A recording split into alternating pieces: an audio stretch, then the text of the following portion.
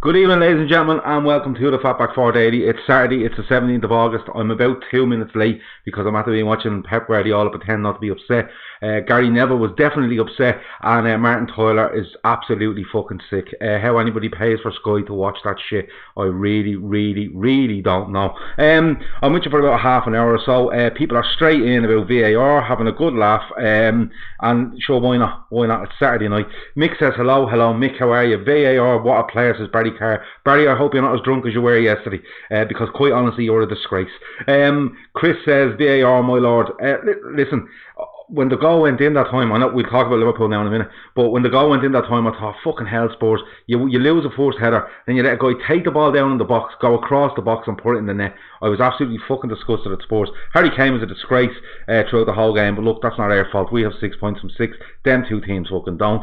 So let's move on. Liverpool got a victory today. They got it at St Mary's. They got it by 2-1.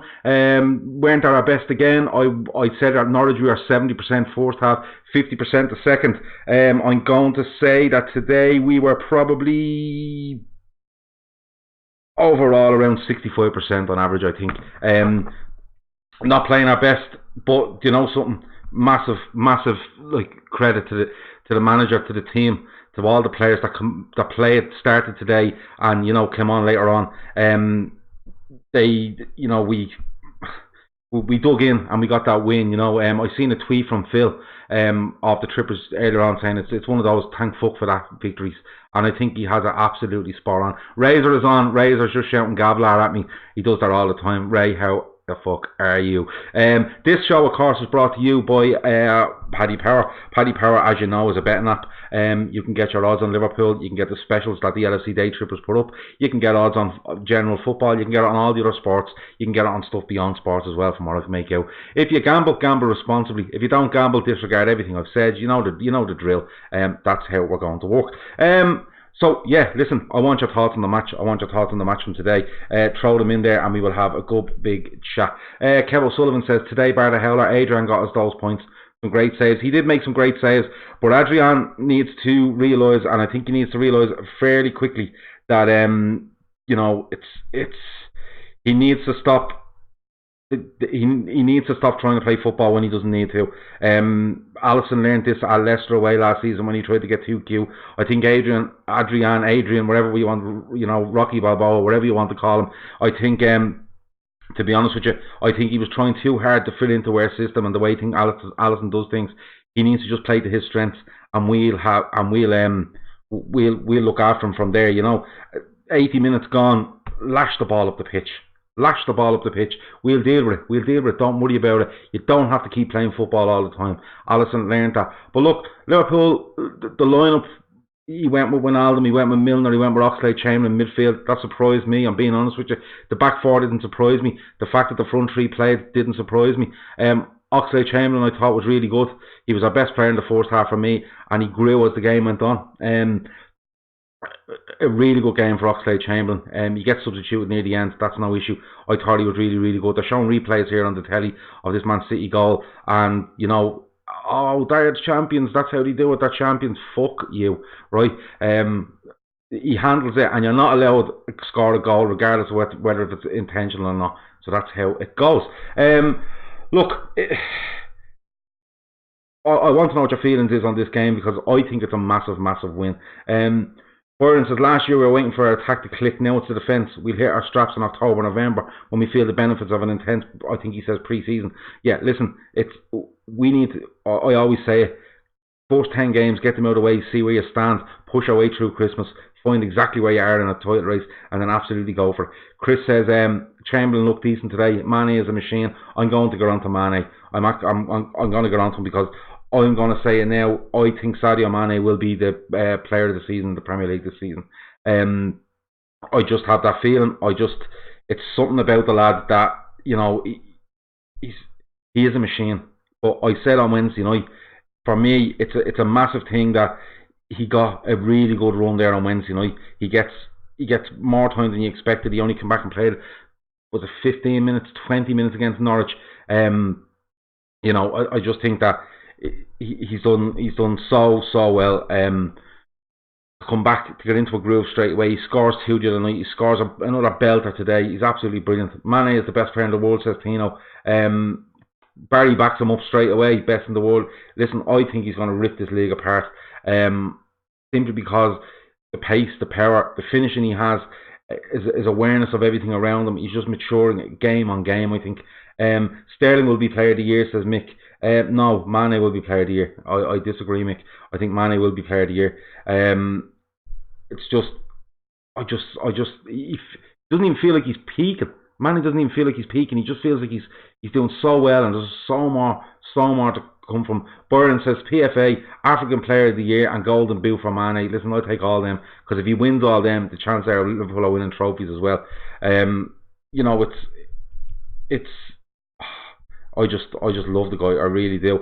But look, let's go through the goals. I suppose it's getting on half time. Liverpool weren't great in the first half. Southampton had a couple of. It was fairly even, to be honest with you. I thought Southampton were playing decent football. I really did. But Mane just goes and does that. He gets a little ball off Milner. He comes inside, and how Southampton leave him with that much space is beyond me. It's criminal. From that range now. Something. Whisper it, but it was a really, really real Coutinho goal, wasn't it? Inside, one touch out of his foot, puts her in the top bin. It's so good, and it's a massive thing for us. It's a massive thing for us because it's going into half time. The lads on the COP table were saying last night, look, what happens if we need to get this game, we need to get it out of the way. We need to get kind of try win the game in the first half hour, you know what I mean? And we will tire near the end. And coming towards half time, you're feeling, just get to half time, let them regroup them, let them kind of spur them on again. Liverpool are renowned for coming out second halves and being really, really good. But he puts her in the top corner, and you're like, geez, what? That is such a bonus. Such a bonus. Chris reckons that Milner is finished. He's a sub for the last 10 minutes. The thing with Milner was he didn't start the Norwich game because I don't think he played Charity Shield, but the Norwich game he had a little bit of a tweak, and he wasn't too sure about his fitness. He comes on against Norwich, I think, just to get that run after missing the Charity Shield. Look, lads, I've told you before, 2 games in, don't be worrying about it. Don't be making big assumptions about players. 2 games in, I thought Milner done all right. Mick says he was great today. I thought he done all right. And you see, we're going on about Oxlade-Chamberlain, and he excelled there throughout the game. You have to remember who he put in the midfield with him. He put 2 absolute grafters in the midfield room in Wijnaldum and Milner, who will close down space, who will shut off passing corridors, all that sort of thing, and release Oxlade-Chamberlain. That's where the Keita thing comes in, that's where you want to see Keita. 2 lads in there that are willing to absolutely break that ball for the team, and then he's able to go and flourish. A whole week to prepare for Arsenal. That's massive. Yeah, says Finn Alvin. Absolutely, it absolutely is massive. It's one of those things where it's. I'm going to say it now. I reckon we're going to absolutely hop off Arsenal next week. I have a feeling we're going to hop off them. I have a feeling that we're going to come out with this game today. There will be tired legs.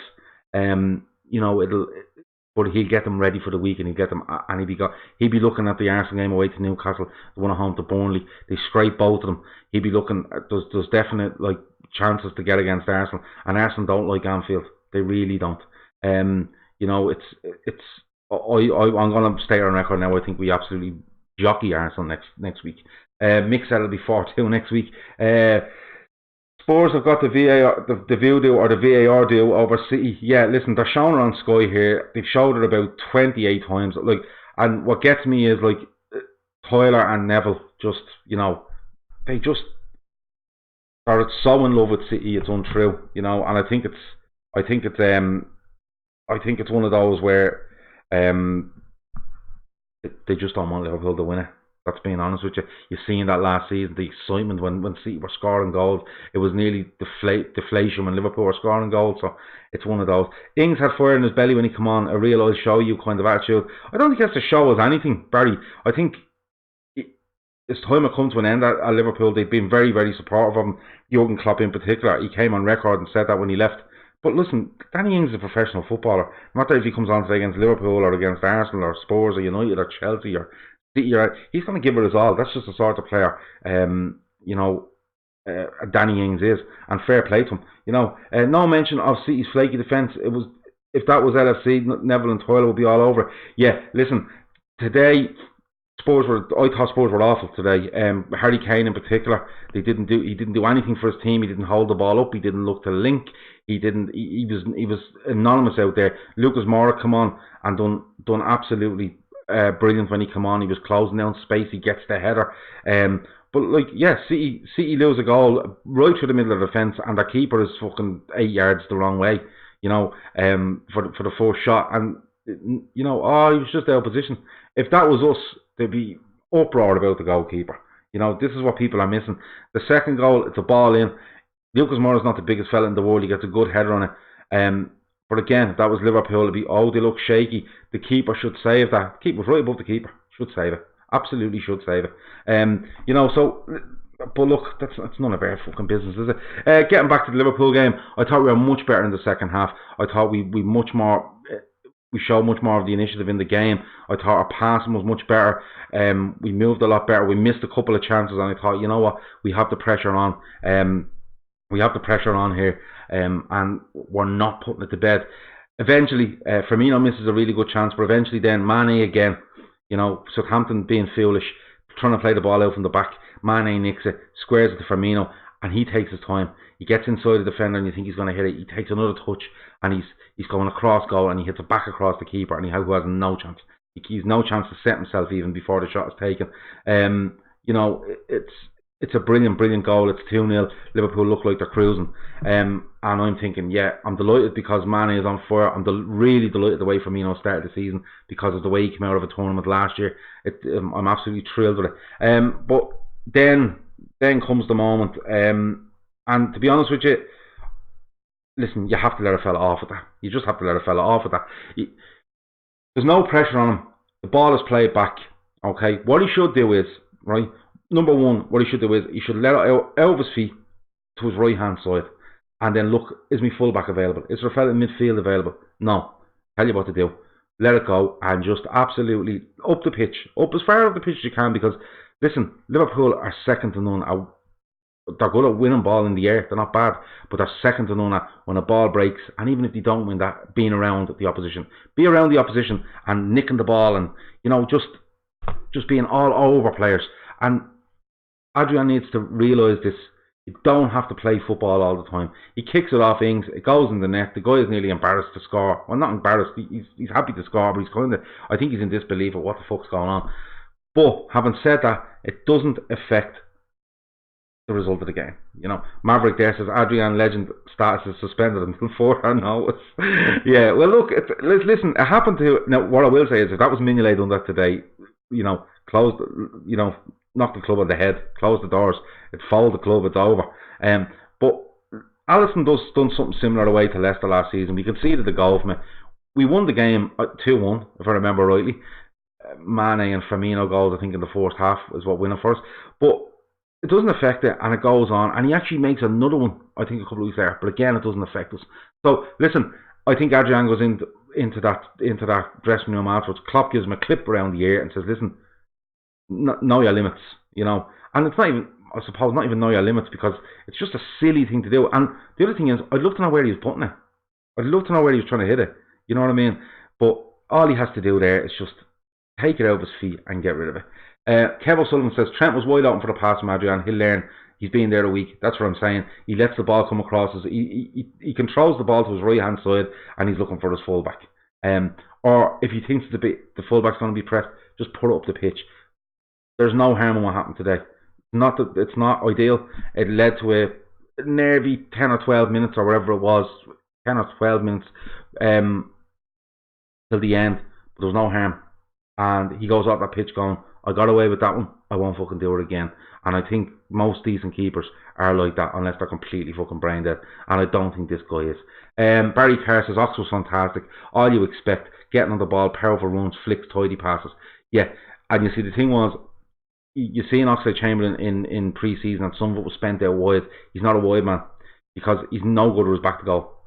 He needs ball into him at where he's on the half turn, and then, like you said, thriving runs, running at defenders, looking for openings, and he has an eye for a pass. He'd be really good assist-wise when he gets his head up. And listen, again, coming back into fitness, I'm not going to over-egg Oxlade-Chamberlain tonight because it's only 2 league games in and it's his first league appearance of the season. But I thought he was really, really good, and it's good signs. Can we talk about the impact of Spurs' late draw from on Arsenal? We could then go into the break top. Yeah, we could, but you see, the thing is, United win their 2 games, they'd be 9 points, wouldn't they? Who else has 6 points? Arsenal have 6 points. We beat Arsenal, obviously they won't. So we'll have to wait and see. But look, we have Arsenal next week, then we have Burnley. 2 difficult games. I don't mind Arsenal and Anfield. I'm always confident going into that, just because the way we play and the way Arsenal just really don't know how to play against us, especially at Anfield.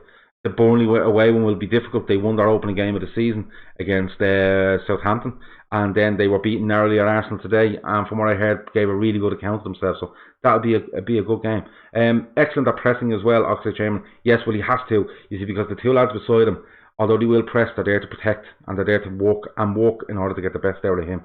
So it seemed to work all right today. And look, the biggest thing for me is you go to Istanbul, you win on Wednesday, you probably get back early Thursday morning. You don't do much Thursday. I don't even know if they trained. I've seen someone mention earlier they haven't trained since Istanbul. So it's just a massive win. Mentality again, absolutely massive. You reckon we get 9 points, guys, to Super Al? This is out of Arsenal and Burnley 6 points, isn't it? Before the international break. To be honest with you, I'd take 4. I would take 4. 10 points from the first 12 is absolutely no problem. Arsenal defence is a joke, says Ambrew, and with pace, hopefully we'll capitalise. It all depends where Arsenal come.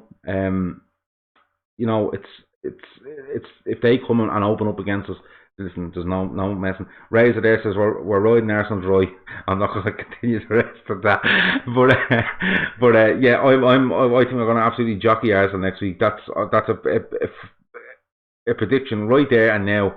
A full week ahead. Mick says mentality joints, absolutely mentality joints.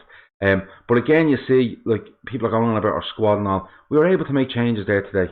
Origi comes on for Salah. Henderson comes on to make sure things don't happen in the last 4 or 5 minutes. The squad is really good, lads. The squad is really good. I'd like to see, Shaqiri hasn't featured, Lallana hasn't. There's loads there. Mane's only getting back in his groove. Salah will be fine. Firmino's flying. The back 4 look really good today. There was one touch in particular from Van Dijk today in the second half. The ball's played over the top. He goes onto it and he volleys it with the outside of his foot over his head to Robertson. It was outrageous what he done. Absolutely outrageous. VVD and Matip look like the first choice, says Ray Dickinson. Yes, I would agree with you, Ray. I would agree with you. I think Matip for me was a bit shaky today, being honest with you. But Gomez looks like he's feeling his way back into this team, and I don't know where he's going to get a chance to in the next 2 games. Arsenal at home, I don't think they'll risk him, and Burnley away, I don't think they'll risk him. So we'll have to wait and see. League Cup games probably coming up soon. You might see something, but I think you're right, Ray. I think VVD and Matip do look like the first choice. I don't think Gomez done himself any favours against Norwich.